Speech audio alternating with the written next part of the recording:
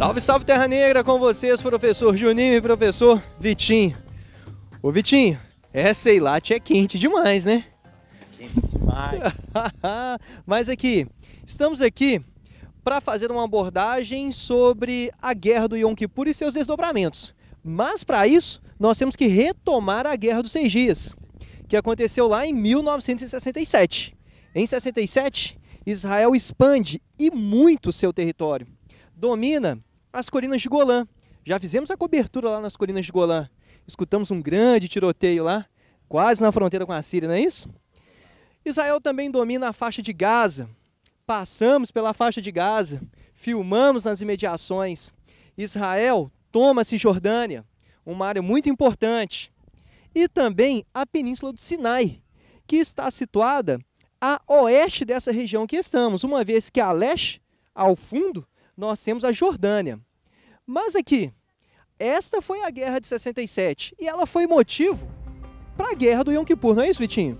Pois bem, Juninho, é isso mesmo. No dia 6 de outubro de 1973, nós demos início à Guerra do Yom Kippur.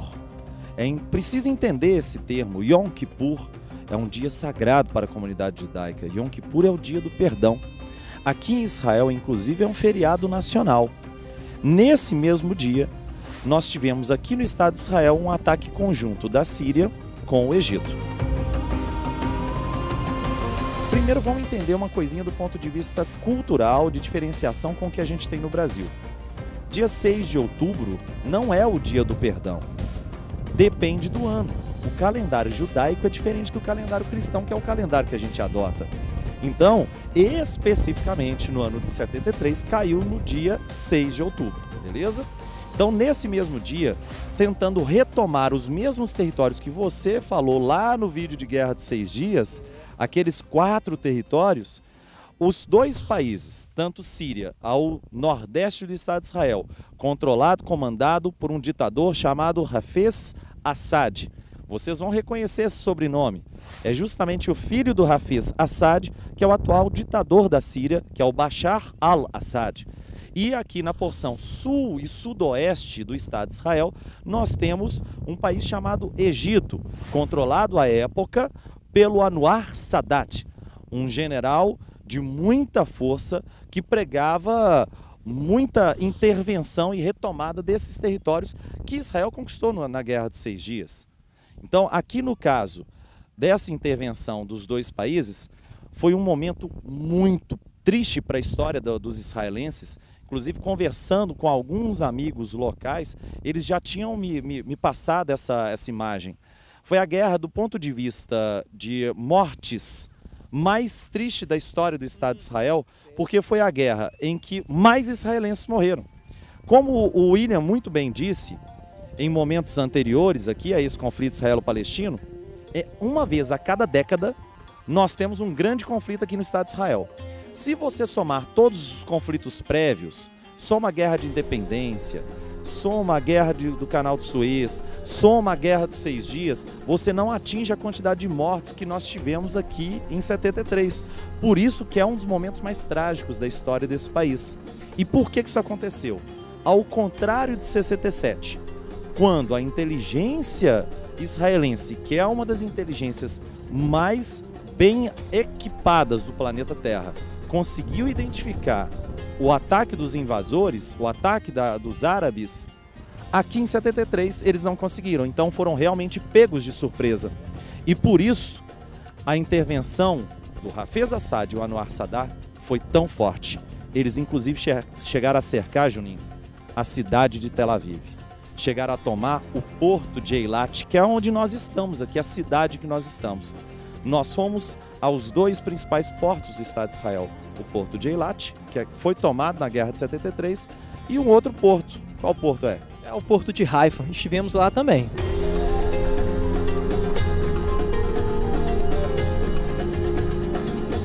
A gente estava descendo aqui, é sempre bom lembrar que a gente vem conversando no carro e o trajeto foi longo de Tel Aviv até aqui. A gente descendo, atravessando o deserto de Negev, vimos vários tanques de guerra. O Negev é basicamente um grande ponto de treinamento do exército israelense. E nestes tanques tinham algumas marcas. E quais eram essas marcas? Pois é, tinha as marcas do ano de 1973, porque foi muito marcante na história, como eu disse e como o Juninho pôde observar na estrada e a gente veio conversando. 73 foi icônico para esse estado. E em 73, portanto, como eles cercaram a cidade de Tel Aviv, a única possibilidade de entrada para a ajuda das tropas israelenses seria por via marítima. Então, o Egito cercou pelo sul, a Síria cercou pelo nordeste, cercaram a cidade toda, encurralaram o exército israelense, estavam a ponto de lançar os judeus ao mar Mediterrâneo, como por várias vezes eles já tinham colocado e traçado como objetivo, mas a via marítima foi uma via interessante, né, Juninho? É isso aí. Uma vez que tomaram o porto de Eilat e tomaram por 19 dias, porque do dia 6 de outubro, como você falou, quando começa a guerra, essa guerra vai se estender até o dia 25. Então, durante 19 dias, nosso forte não é matemática não, mas foi demorado o raciocínio, por 19 dias, este porto aqui fica sob o controle do Egito. E o único porto que foi utilizado por Israel foi o porto de Haifa.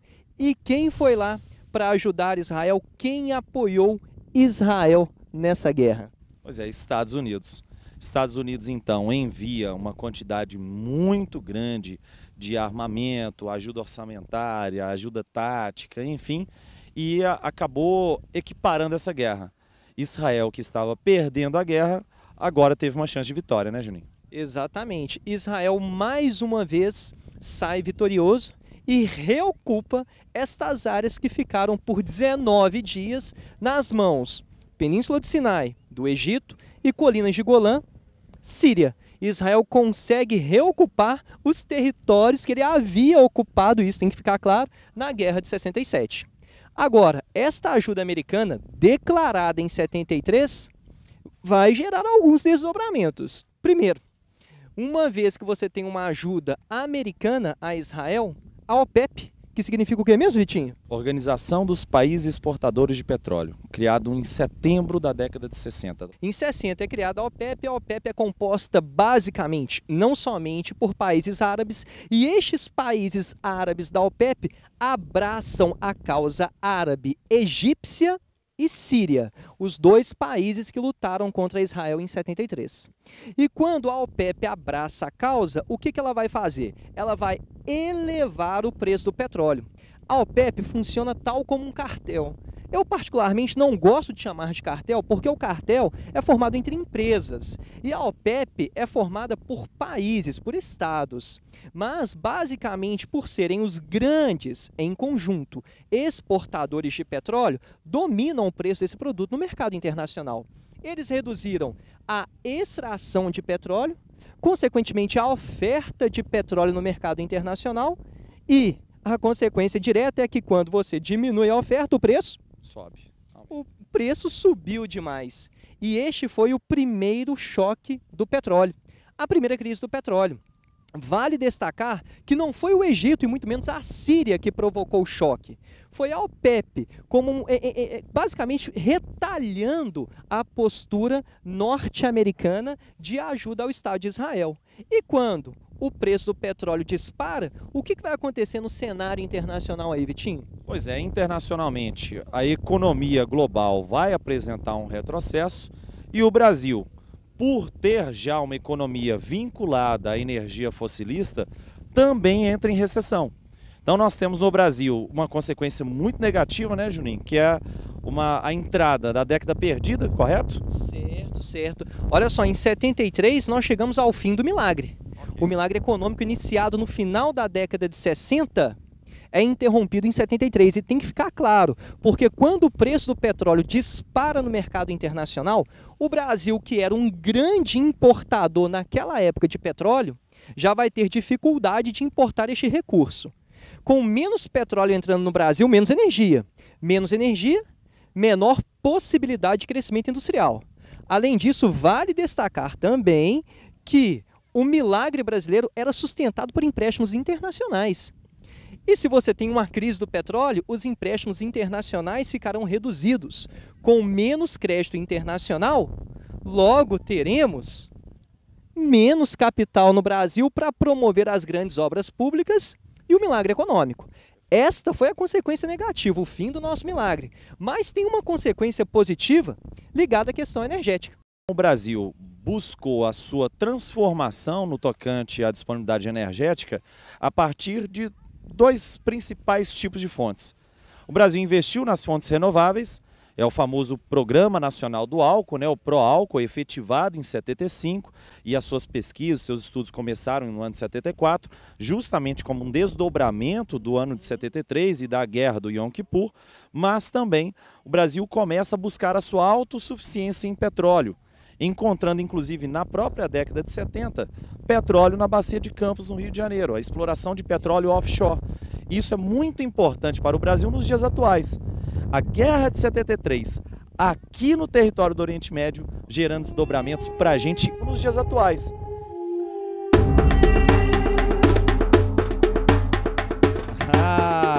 Você achou que tinha terminado o vídeo, mas terminou não. Na verdade, isso aqui é uma cenazinha de crédito, um conteúdo adicional. Olha que interessante. Um dos desdobramentos do conflito da Guerra do Yom Kippur de 73 pode também ser observado do ponto de vista cultural. E eu vou te explicar o porquê. Em 73, vocês entenderam que a OPEP aumenta o preço do barril do petróleo e cria uma crise global. Isso gerou uma crise econômica muito forte nos Estados Unidos? Jamais. Os Estados Unidos tinham gordura para queimar. Eles foram afetados sim, mas eles não foram jogados ao chão a partir dessa elevação do preço do barril do petróleo. Só que os americanos fizeram o quê? Retaliaram a retaliação. Olha que interessante.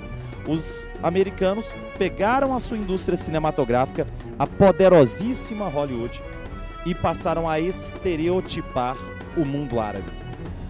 Já existiram alguns estudos realizados que observaram aqueles filmes antes de 73 e compararam com os filmes que envolviam o mundo muçulmano posteriores ao ano de 73. E eles chegaram à conclusão de que antes de 73, o mundo árabe pintado por Hollywood era diferente. Era um mundo belo, único, espetacular e que você poderia visitar. Depois de 73, estereotipa-se o muçulmano, o árabe, como terrorista, como fundamentalista. A criação de estereótipo é uma estratégia, sim, utilizada em vários momentos da nossa história. E no ano de 73 não foi diferente. É isso aí, um grande abraço e agora sim, tchau, tchau.